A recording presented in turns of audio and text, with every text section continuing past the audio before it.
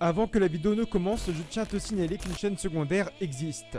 Là-bas, je parle d'autres mangas comme Dragon Ball, One Piece, Demon Slayer et bien d'autres. Le lien est juste en description, ça s'appelle Darkos TV. Tu y trouveras par ce même biais un lien pour Tipeee afin d'aider au développement de la chaîne. Sur ce, bonne vidéo. Oui, c'est limite scandaleux, je ne pourrais pas dire le contraire.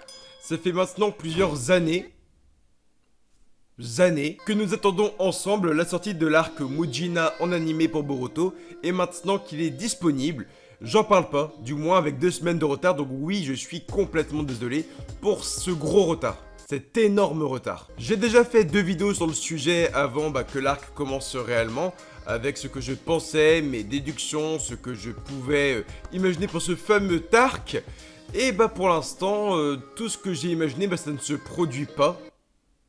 Malheureusement. Déjà, je vais être clair, regarde la vidéo jusqu'au bout, vraiment, regarde-la jusqu'au bout, puisque mon avis est plutôt négatif pour l'instant sur ces 2 premiers épisodes. Donc ne quitte pas la vidéo maintenant, regarde-la jusqu'au bout pour savoir mon avis, pourquoi je pense que c'est un peu négatif aussi, et là, donne-moi après ton avis.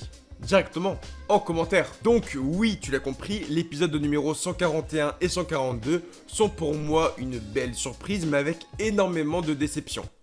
En gros, c'est du 50-50. Pour la simple et bonne raison que la construction en fait des 2 épisodes est à 70% semblable, voire un copier-coller à Naruto Shippuden Blood Prison, le film numéro 6 qui était sorti je crois en 2011. Et l'anime Boruto ne cache absolument pas ça, puisque même pendant les toutes premières minutes de l'épisode numéro 141, en fait c'est les mêmes plans. L'incarcération de Boruto et celle de Naruto à l'époque possédaient les mêmes plans, que ce soit le château, le champ, la longée des arbres, bref c'est les mêmes plans. Donc déjà, on commence l'arc Mujina avec un copier-coller du film Blood Prison, mais dès le début. C'est même pas caché, c'est même pas dissimulé, c'est même pas fait un peu secrètement. Donc beaucoup vont me dire, oui Darkos, ce n'est pas du plagiat, c'est un clin d'œil. Non, un clin d'œil, soyons d'accord, c'est tout simplement une scène, un truc qui passe 2 secondes où tu te dis putain, c'est un clin d'œil, tu vois.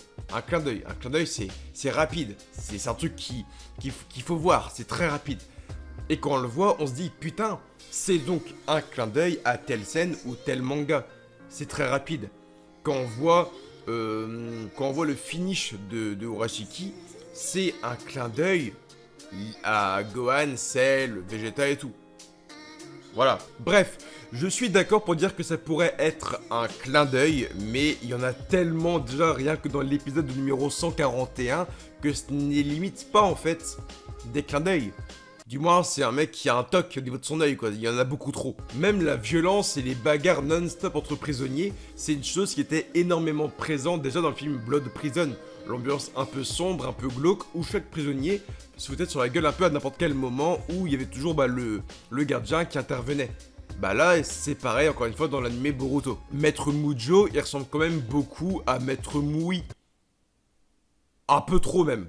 Juste en plus vieux. Benga, il a les mêmes caractéristiques physiques que l'ancien chef en fait. Donc le mec un peu plus grand, un peu fort au niveau de la corpulence et tout. Même au niveau du caractère, Benga ressemble à son homologue en fait. C'est le gardien qui se montre fort, qui se montre puissant et tout. Mais face au chef de la prison, donc Mui pour Blood Prison ou bien Mujo pour Boruto, il s'écrase un peu, tu vois. En fait, même les 2 gardiens de Blood Prison et du film se ressemblent. Rien que le retour de l'entrave céleste, parce que Mujo et Mui connaissent les 2 mêmes techniques. Il y a, je crois même, le même nombre de prisonniers qui rentrent en même temps. Lorsque Boruto est incarcéré et quand Naruto est incarcéré, c'est le même nombre de prisonniers, je crois, qui rentrent. Et puis ils se font tous entraver dans le même sens et le même ordre. Avec, Naruto qui est à la fin et Boruto qui est à la fin. Le rôle secondaire des fils Alice, pour le château Ozuki, c'est pareil, c'est un peu le même, tu vois. Les fils Alice ont un rôle secondaire dans Blood Prison, avec l'histoire pour mettre un peu plus d'émotion, et même à la fin, c'est quand même les fils Alice qui font une grosse technique pour le fils de Mui, si je me rappelle bien. Là, les fils Alice ont également un rôle secondaire, tu vois. Pourtant, ce ne sont que des simples fleurs un peu spécifiques qui sont à l'extérieur de la prison, dans des champs.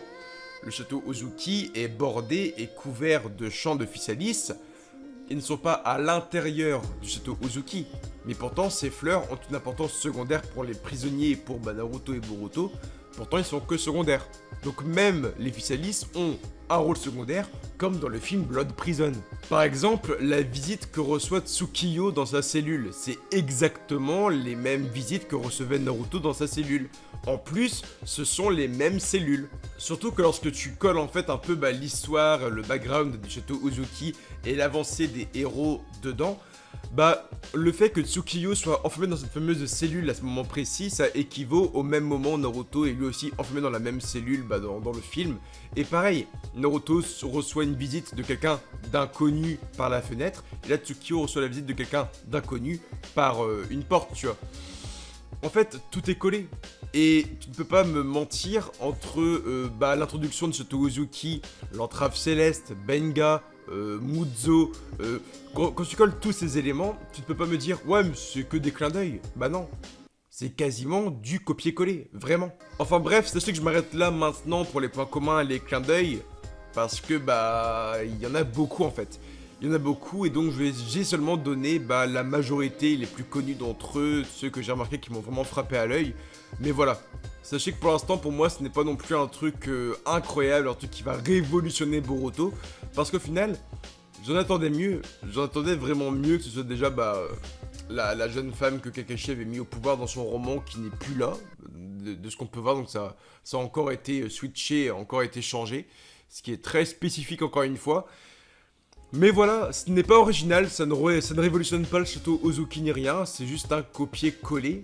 Et donc maintenant on peut se poser plusieurs questions que je me suis également posées avec Saikyo Devin. Je pensais en fait que Blood Prison était devenu canon à l'univers en fait de Boruto, donc en fait que les événements qui se sont passés là-bas étaient canon. Le fait que Naruto avait été emprisonné là-bas, le fait qu'on ait eu la boîte de Pandore et j'en passe était canon.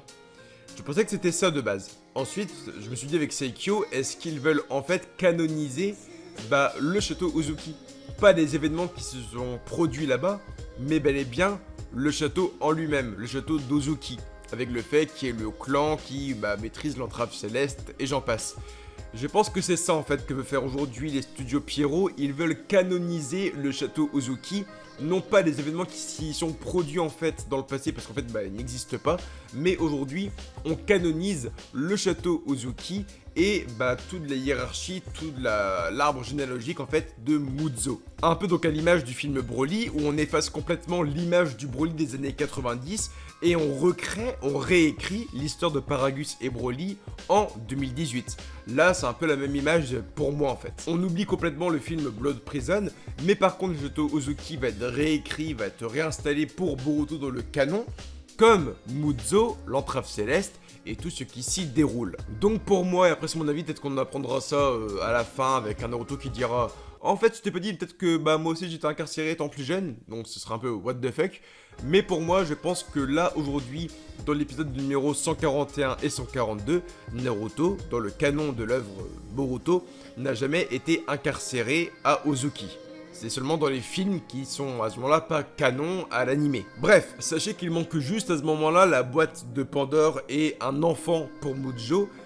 Et en fait on est dans un full remake de Blood Prison. Parce que oui, il manque juste la boîte de Pandore et il manque aussi un enfant pour le boss. Dans Blood Prison d'ailleurs, souviens-toi où apparaît la boîte de Pandore, c'est dans la grande cour centrale. Et maintenant cette grande cour centrale a été remplacée par le phare qui est très important également dans l'anime Boruto. Là où il faut voler la fameuse ampoule. Donc même ça a un peu changé aussi parce que l'un des gros événements du film se passe dans cette cour avec les marques rouges sur le sol. Et là donc voilà, ça a été changé par un phare qui sont en fait deux éléments complètement importants de l'intrigue. Que ce soit le phare et la boîte de Pandore. Malgré tout ça, on peut donc se poser néanmoins une question hyper intéressante.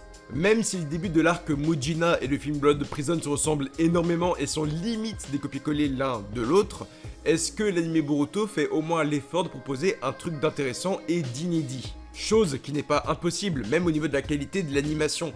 Rappelez-vous par exemple du combat contre Momoshiki avec Sasuke et Naruto. Le combat Momoshiki contre Sasuke et Naruto est plus beau, plus intéressant et beaucoup mieux travaillé dans l'anime que dans un film. Pourtant, un film a beaucoup plus de moyens au niveau budgétaire qu'un animé.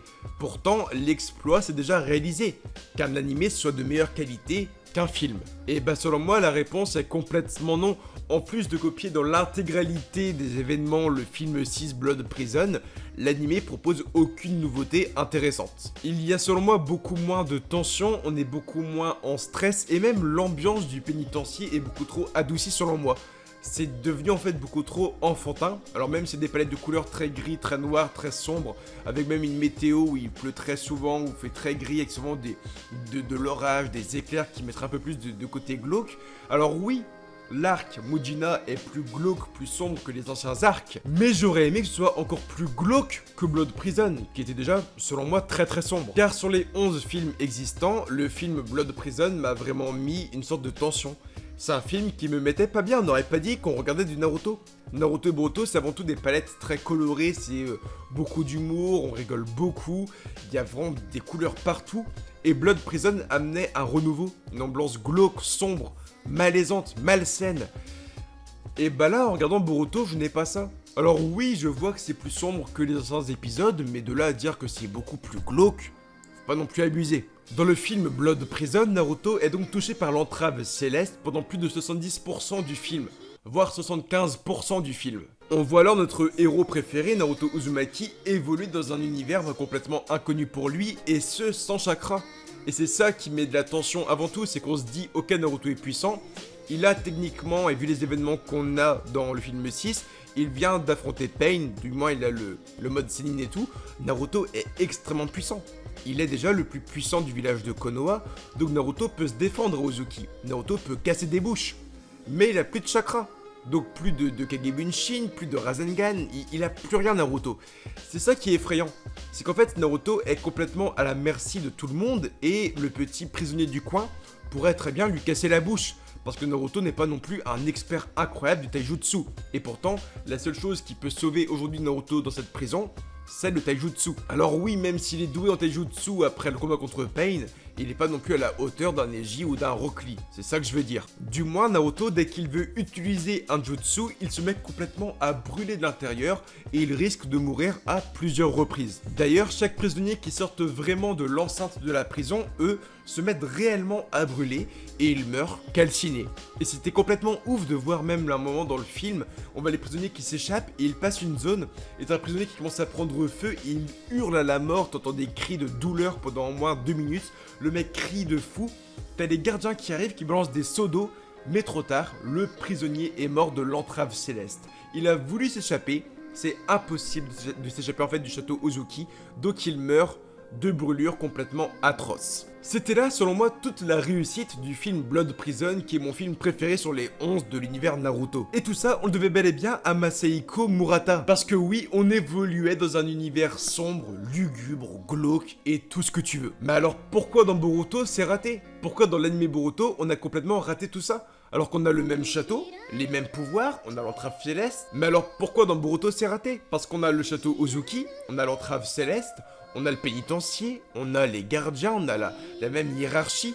Mais alors pourquoi c'est loupé dans l'anime Boruto et pas dans le film Blood Prison? Déjà, Mitsuki et Boruto sont eux aussi touchés par l'entrave céleste donc de Mujo, mais on apprend que c'est en fait une fausse entrave céleste. Donc en fait, Mujo a fait croire qu'il touchait avec l'entrave céleste, mais pas du tout. En fait, Boruto et Mitsuki peuvent bel et bien utiliser des jutsu à n'importe quel moment. Déjà, rien que ça, en 2 minutes d'épisode, bah ça te casse complètement le délire. Dans le sens où tous les prisonniers ont actuellement l'entrave céleste en fait. Ça se trouve, il y a des prisonniers là-dedans qui sont vraiment beaucoup plus forts que Boruto ou Mitsuki. Mais puisqu'ils ont l'entrave céleste, ils ne peuvent absolument pas utiliser de jutsu. Mais puisque Boruto et Mitsuki, eux, ont un cheat code, et bah, ils sont en fait, il n'y a pas de secret quoi. Ce sont les plus forts du château Ozuki actuellement, et Sarada pareil. Parce que avec l'entrave céleste, Boruto n'a pas pu utiliser le Rasengan, les Kagebunshin, Mitsuki en mode Senin, ou bien des serpents, Sarada le Sharingan, ou bien des trucs hyper puissants avec son poing, tu vois. Et bah non, puisqu'ils ne sont pas touchés par l'entrave céleste tous les trois, et bah ils peuvent casser les bouches de n'importe qui en fait. Il y a même pas de suspense. Vraiment. C'est mon avis. Hein. Par exemple, Tsukiyo, c'est un peu le méchant du château Uzuki. C'est le second des bandits Mujina. Tsukiyo, on sait qu'il doit être puissant, tu vois. S'il est enfermé aujourd'hui ici, c'est qu'il a fait des crimes, c'est qu'il est puissant. On sait qu'il doit avoir de puissants jutsu. Mais puisqu'il a lui aussi l'entrave céleste, bah il pourra faire que du taijutsu, quoi.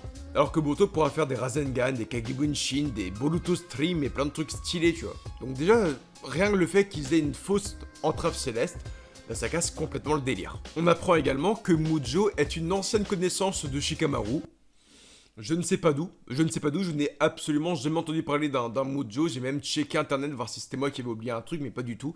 On n'a absolument jamais entendu parler de Mujo, et pourtant on sait que c'est une ancienne connaissance de Naruto et Shikamaru. Il apparaît dans aucun hors-série, on n'a jamais eu de référence à lui ni rien. On ne sait pas d'où sort ce mec en fait.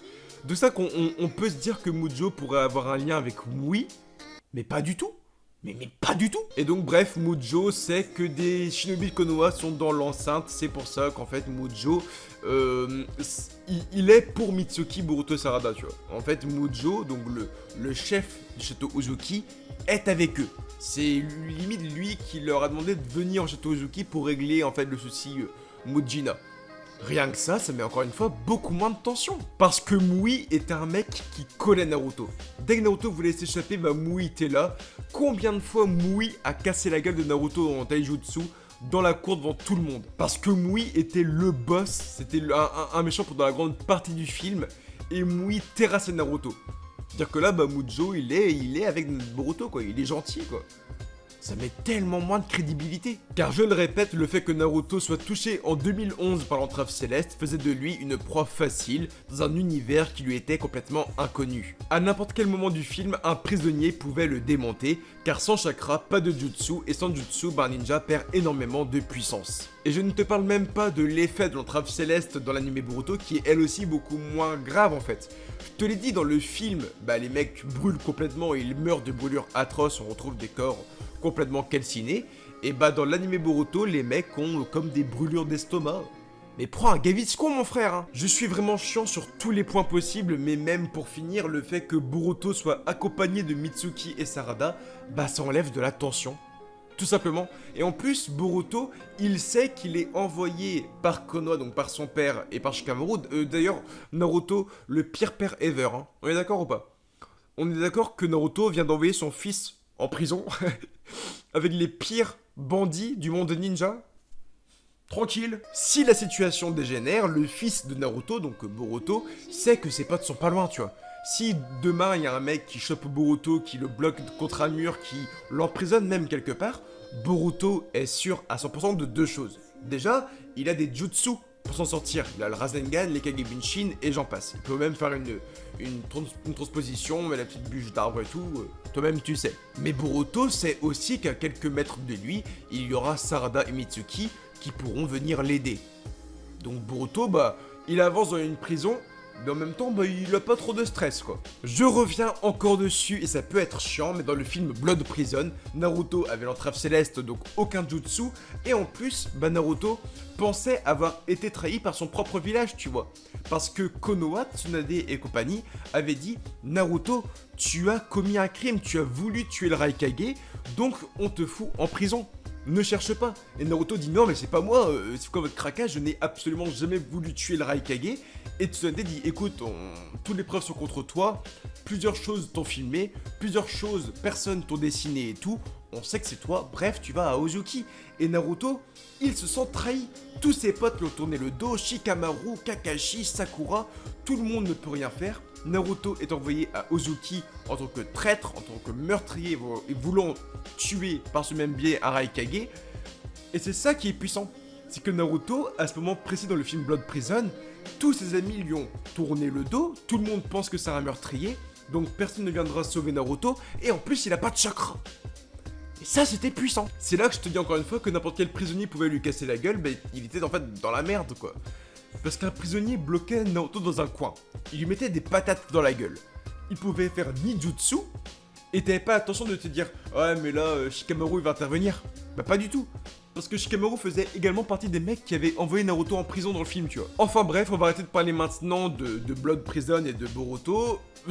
Tout est dit, hein. Blood Prison est 1000 fois mieux au niveau univers, niveau background, niveau ambiance, niveau tension que Boruto.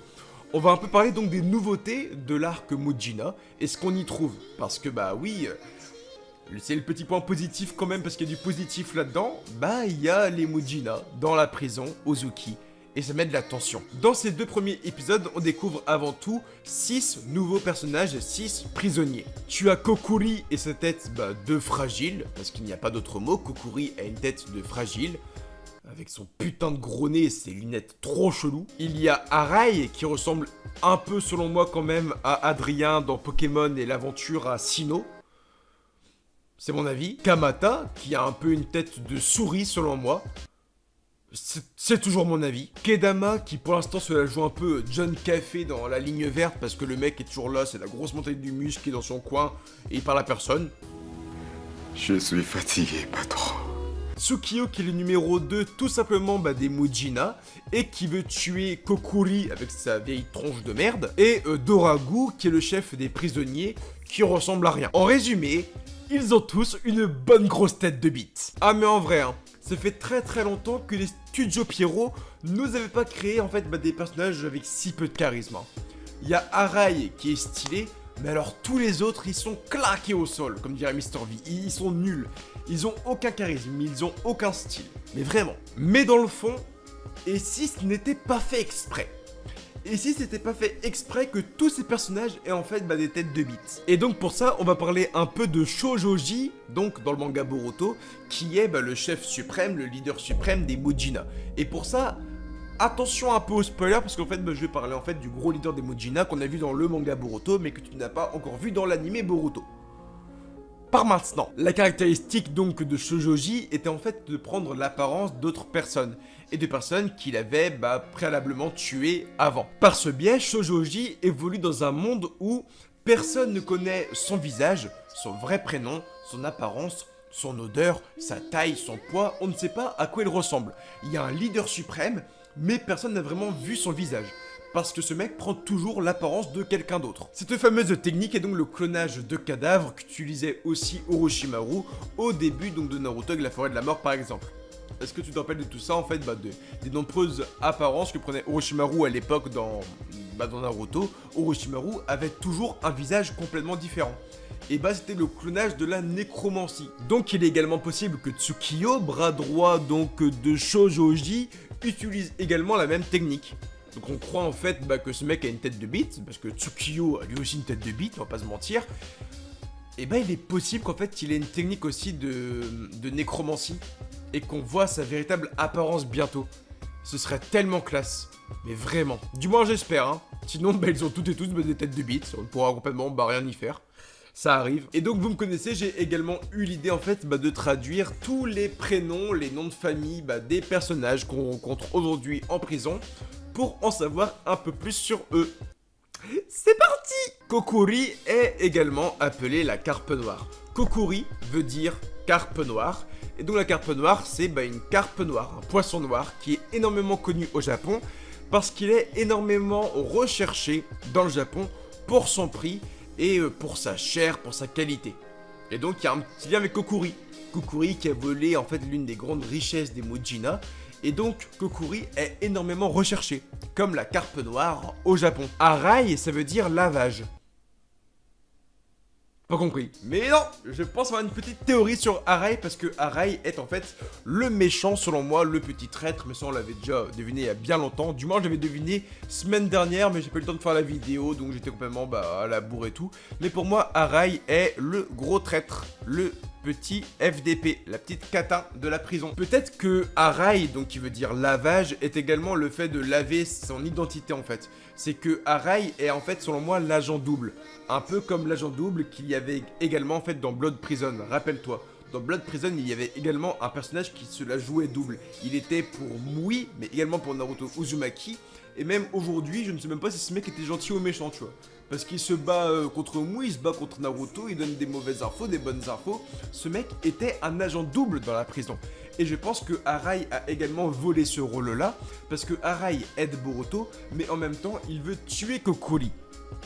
C'est pour ça, je pense qu'on a le nom de lavage qui revient. C'est que ce mec réussit à laver son identité et à changer en fait la vision des choses pour les gens. Je me trompe peut-être. Ensuite, donc on a Kamata qui est le centre administratif de l'arrondissement de Ota. Aucun rapport.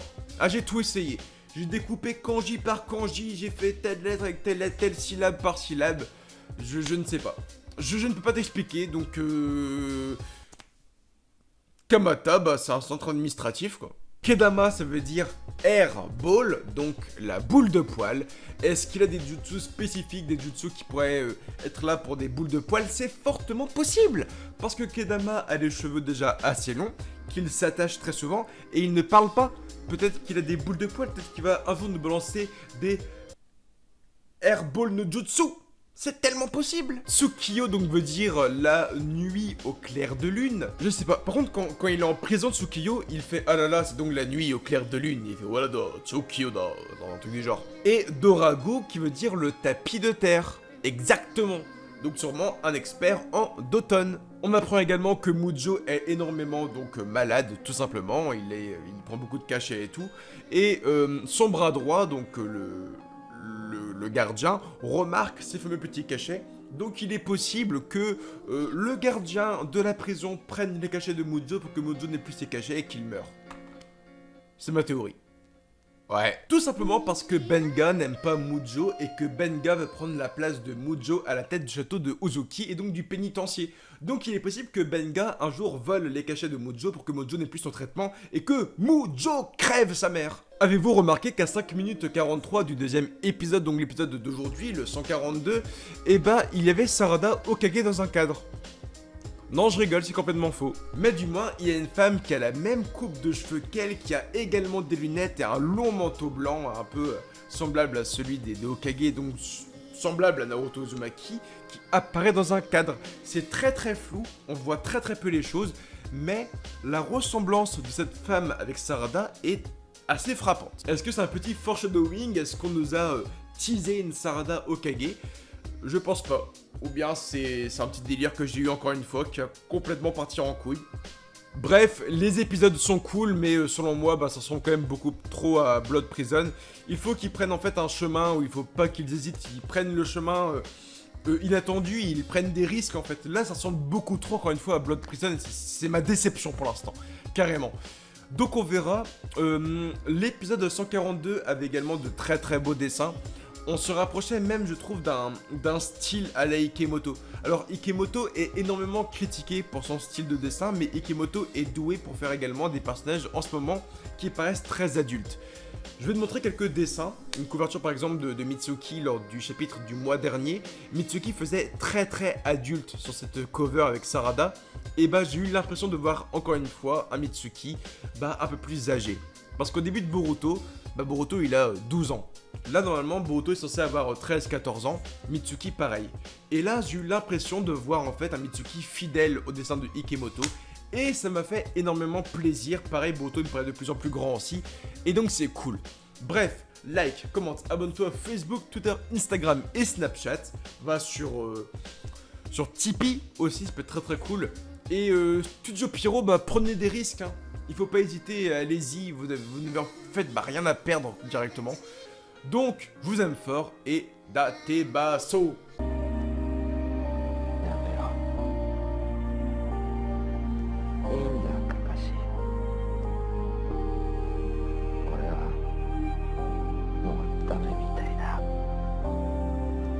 体の右側はほとんど潰れちまって感覚すら